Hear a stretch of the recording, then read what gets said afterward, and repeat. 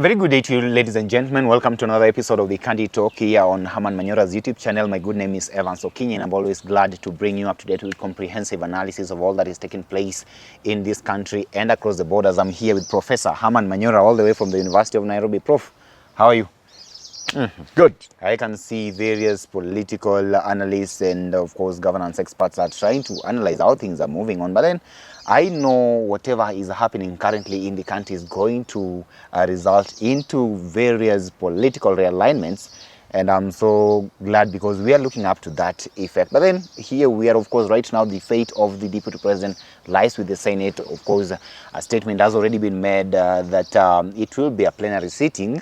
Tell me, what are the odds now that, of course, the members of the Senate have decided that all of them must listen to this particular impeachment motion and make the decision as a whole house, maybe as opposed to having 11-member team do the investigations. What do you make of what the Senate has decided? What are the odds? Had they gone the committee way versus the plenary way? Which one for you here? I think Senate has tended to favor the whole house. On a light note, people say you spread the pie, you spread the eating, the cake many can eat. Because if it is a committee, you only deal with the committee and you have fewer people. So if the whole house, the cake may be distributed. But that's on a light note. But those allegations have come from Parliament. The biggest argument they have had is that it's very easy to compromise a committee. And therefore, it's better you deal with the whole house when you are impeaching like a governor, and this time a deputy president. And I think it has a lot of merit. A lot of merit. Yeah. If it's so easy to compromise a committee, then why do you think that, what do you read behind? Because the person who moved the motion was the leader of majority, Aaron Cheriot, in the Senate, who wanted actually these people to form an 11-member committee. So what do you read from his motion, by the way, being tabled there? It wasn't just I know what Senate wants to do. Senate wants to show the country they are the upper house. And I hope they are listening to me. They want to prove, we have always told you Kenyans, we are the upper house. We are not juvenile like the National Assembly. We are not excited. We look at things seriously. So they don't want a committee to do it. They want to be seen, to debate, to quash some of those accusations, to tear the arguments from National Assembly apart, to throw away those accusations. But the die is cast. Ultimately, they will remain with 1 or 2 charges which they will confirm and send Gachagua home. But they will have taken that opportunity. They have taken that opportunity to show the country they are a very serious house. Charge number 1, injury. Charge number, like that, then they remain with 1 or 2, and you'll see it. They say these ones have been proven. Because if senators are indeed an upper house, a house of reasonable Kenyans, men and women, they will dismiss this impeachment. For what it is. It's simple political witch hunting. It's scapegoating.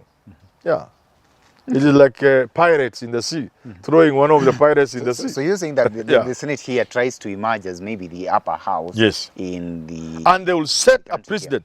When we re-examine, I'm talking to Senate, and I have many friends in Senate. When Kenyans have a conversation around the Constitution, as indeed we are going to, sooner than later. When we begin to revisit our Constitution, because we must revisit our Constitution, Senate will be on trial. People will want, either Senate will remain or will be removed. So senators today, they are either speaking for the entrenchment of Senate as the upper house, because it is not. If Senate will remain in the Constitution, it will have to be an upper house by law. Otherwise, it will be removed as a wastage on the Kenyan people's resources. So they must now show, I'm not blackmailing them, they must now show the country that at times like this, when passions are high, when the country can drive itself in the wrong direction and even to destruction, in pursuit of narrow political interest or rivalries, Senate will stand for the people of Kenya and soberly look at an issue brought before it. Is it by They have to do that, and I'm not saying they have to save Gachagua, but they have to show the country, but not in the clever way of dismissing 10 charges and remaining with one, and they find him guilty. Is it by coincidence that Senator Edwin Sifuna decided to decline to second this motion that was tabled by Aaron Cheriot? Yeah, this is just, they're playing to the public gallery. And in the fullness, since 10 days, let them prove me wrong. In 10 days, they will appear to be serious. They will look like the upper house. They will look like they are sober. They have the facts. They will dismiss most of those charges, if not almost all, but they will remain with 1, 2, and at most 3. And they will vote and dismiss the other 2 and find him guilty on 1 and throw him under the bus. Those are games. We shall know they are games. Yeah. Okay. Let me tell you, for every institution in a young democracy, in a nascent democracy, there is always the moment when that institution is put to test. In 2013, the Supreme Court, then newly established, was put to test. The court of Mutunga. In the Raila one, the petition of 2013, the Supreme Court and indeed the judiciary was put to test, and they failed the test. They failed. That's why they have never recovered. They failed the test, completely failed the test. Yeah. They had been put to test slightly earlier before the elections. So you're saying to declare Uhuru and Ruto unfit to run for office. They escaped. They did wakatupia IBC. Okay, that passed. Then Raila brought a case before them. If the Supreme Court had done what everybody expected to do, and the evidence is there, by not admitting that document on procedural issues when the Constitution tells us not to sacrifice substance on the altar of process, they will have stamped authority. They would have shown the people of Kenya, you can count on the Supreme Court and on the judiciary. The way we were trying to convince ourselves, because of 2007, 2008, we almost finished each other. Because there was no institution we could trust for arbitration. So we gave ourselves the Supreme Court. They failed the test in 2013 in Raila 1. Anybody can challenge me, including them. They can call me there to challenge me. Today, Senate find itself at that very point where the Supreme Court found itself in 2013. That's where Senate is today. And I may be there, I may not be there, it may happen in my lifetime, but when the question of whether or not to have Senate in this country will be put on the table, the decision Senate makes now will provide the answer to that question. When that time comes. Because there can never be a time we are looking at our Constitution without looking at the structure of governance, the over-bloated government. We are looking at excessive institutions, commissions, what have you. And we will be asking ourselves, in light of the cost of running government, does Senate have a role? People have said Senate is a body that can only meet once in a year. Actually, it was established almost for the sole purpose of impeachment. Okay. And then the distribution of revenue among counties. After that, hii ingine ni ya kujitafutia tu. Hii ingine ni ya kujitafutia tu. But I believe Senate is always an upper house, a sober house. In UK, it is the House of Lords. People who have seen it all. They have achieved what a man can achieve in this world. They are not people you can bribe. They are not people you can influence. What is it they haven't seen? If it is property, they have had property. Okay. If it is public office, they have held public office. There is nothing you can entice them. That is the upper house in the UK. If you look at the Senate of the US, even by age, look at those elderly senators. When they like a Senate probe, hey, my friend, hey, if they are probing you, because you can't influence them. So I prefer a situation of an upper house, me. I'll go for Senate. But here today is the test. This is the test. Yeah. The parliament, whichever way they decide, whether they impeach, they find Gachagua guilty or not. This is an opportunity for them to show Kenyans that Kenya requires a Senate as an upper house. the parliament has been called a number of names with regards to the manner in which they handled the impeachment case of the Deputy President Rigathi Gachagua, and here it is. Now all eyes are focused on the Senate, and I remember Kenyans were saying that the parliament, I don't know the number of names that they were calling them, but then at the end of the day they were saying that members of parliament here are actually bowing to the whims of whoever is at the house on the hill. I wonder how the root of factor now plays in all this, because somebody will also argue that it's only him can actually stop this. That if he talks to the Senate, then perhaps Deputy President would escape. Do you think that up to now, where things are, it's still, the ball is still on the court of the president, so that when he talks, then maybe that could be some sort of a saving point? This is politics. This is politics. It's not over. Okay. It's not over until the fat lady says so. It's not over. Because this is a monumental thing. This thing will, a thing of this nature cannot just come and pass. No, it will have serious effect on the country, whether negative or positive.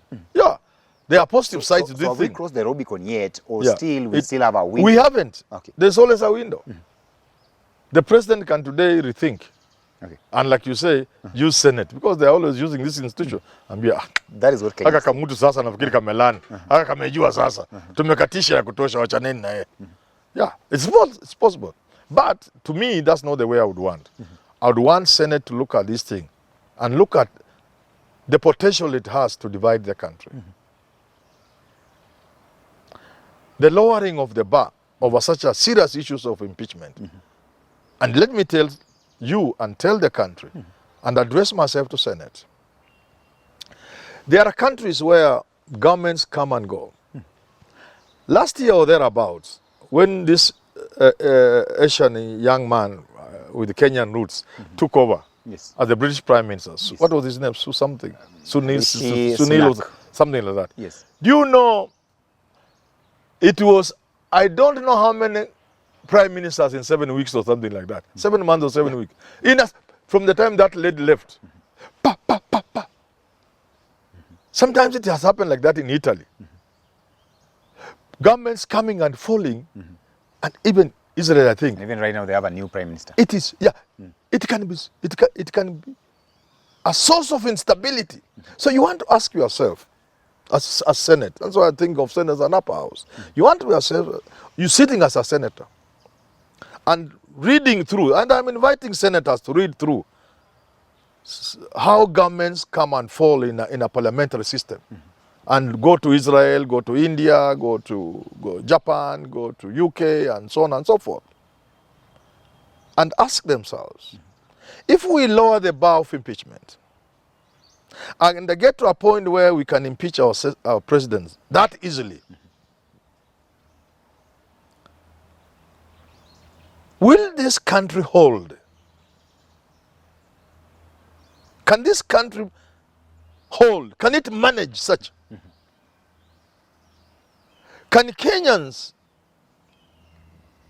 impeach a president in January, install another one in February, the deputy president, the deputy takes over in that same January, and that deputy president, because of whatever reason, is impeached in March of the same year, which is 2 months later. His new deputy, who hardly knows, has not even learned anything, takes over, and perhaps because of that inexperience, he's impeached by June. Rope in the tribal card in this country. Can this country stand that? Can we be stable in light of such dramatic changes in government?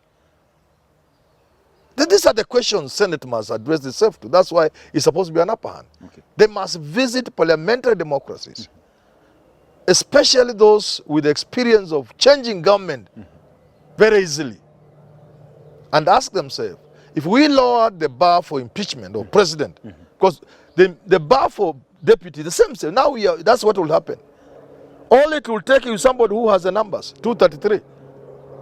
If it is so easy for 233 MPs, and the final question for Senate, if I had gone for public participation, do they know now?